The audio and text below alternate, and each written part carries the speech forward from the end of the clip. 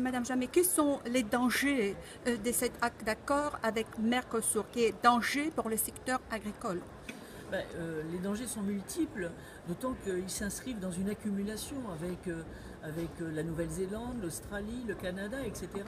Donc il y a comment dire, des conséquences au niveau de la santé, parce qu'il y a des produits issus de viande clonée, il y a des scandales sanitaires avec notamment la ractopamine, il y a des viandes aussi qui ont été nourries aux OGM, enfin autant de normes qui ne sont pas acceptées en France et auxquelles nous allons ouvrir grandes les portes sur le marché de la consommation.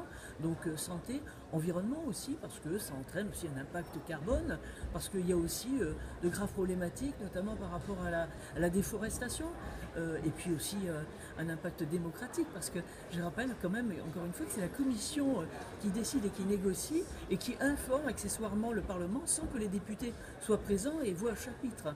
Mais les grands perdants, ce sont évidemment nos agriculteurs, nos éleveurs, et en tout cas toute cette tradition de produits de qualité que nous sommes en train de condamner, enfin que Bruxelles condamne. Voilà, c'est une déclaration de guerre. Alors on ne sait pas sous quel prétexte s'engage cette guerre-là.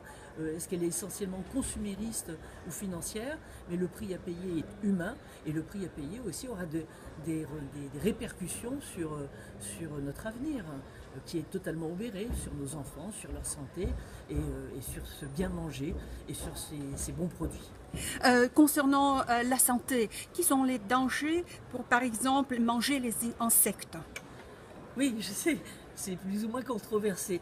Je pense en même temps que c'est aussi une branche qu'il faut étudier. On pense notamment, je crois, ça a été considéré dans le cadre, par exemple, de la nourriture pour les poissons, pour les fermes, pour les poissons. Bon, certaines civilisations se nourrissent d'insectes. Je ne vais pas porter un rapport, un jugement. Je crois que c'est très protéiné. Je n'en mangerai pas personnellement. Peut-être que nous serons amenés ou obligés de le faire demain. Mais voilà. Mais je crois que essentiellement, ce sont les hommes et les femmes qui voudraient travailler en tout cas et vivre de leur travail. Je pense encore à nos filières agricoles, sucrières, bovines, ovines, etc.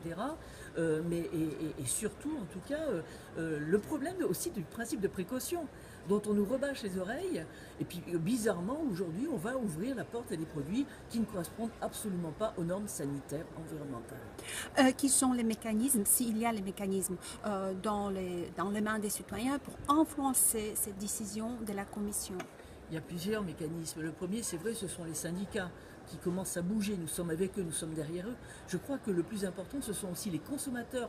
Clairement, en tout cas en France, les Français ne veulent pas de viande nourrie aux OGM. Les Français ne veulent pas de viande issue de clonage. Les Français ne veulent pas de viande qui n'ont pas été vérifiées par des organismes fiables. Bon. Ensuite, je crois que le deuxième élément, je suis désolé de le dire en tout cas, mais c'est un appel effectivement aux prochaines élections, aux prochaines échéances. Nous sommes les seuls, Europe des Nations et Libertés, et le seul à prôner en tout cas la défense de ces filières, la défense de la nation, parce que selon nous la nation, c'est la protection des libertés et un protectionnisme intelligent. Il n'y a que ENL qui le défend. Donc votez pour ENL dès les prochaines élections.